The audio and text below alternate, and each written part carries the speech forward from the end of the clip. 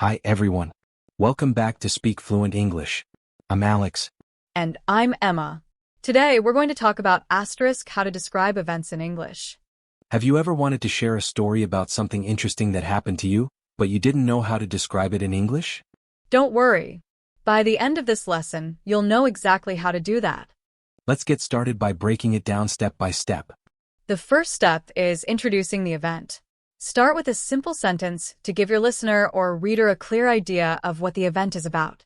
For example, you can start with, I want to tell you about a special day in my life. Let me share an exciting experience I had last week. Here's a funny story about what happened at my friend's party.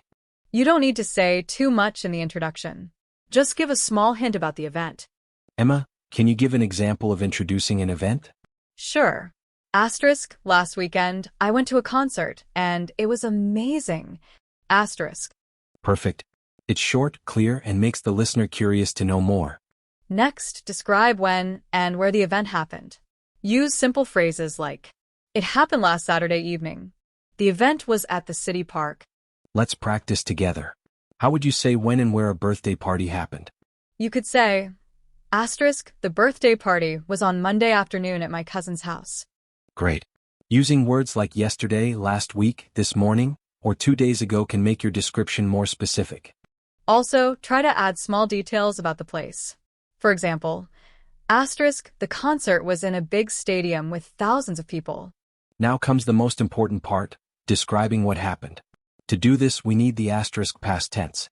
Let's review some common verbs in the past tense. For example, go, went, see, saw. Have, had, do, did. Go, went, see, saw. Have, had, do, did. You can describe actions in order like this. First, we arrived at the park. Then we set up the picnic. After that, we played games and ate delicious food. Let's try an example together. Alex, can you describe what happened during your weekend trip? Sure. Last weekend, I went hiking with my friends. First, we drove to the mountains early in the morning. Then we climbed to the top of a hill and enjoyed the amazing view. After that, we had lunch and took some photos. That's a great example. When you describe an event, don't forget to share how you felt. This makes your story more interesting. Use phrases like, I felt really excited. It was such a relaxing day. I couldn't stop laughing because it was so funny.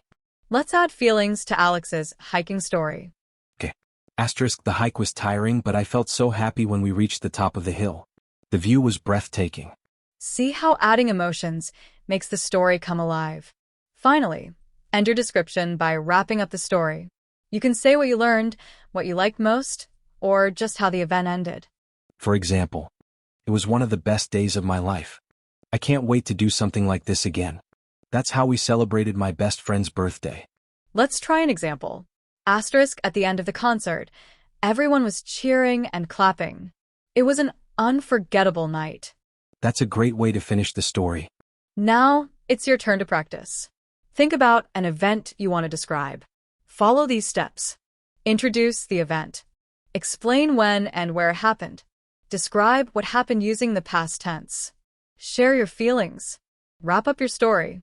Pause the video and take a few minutes to write or say your story. When you're ready, come back and listen to Alex and me describe another event.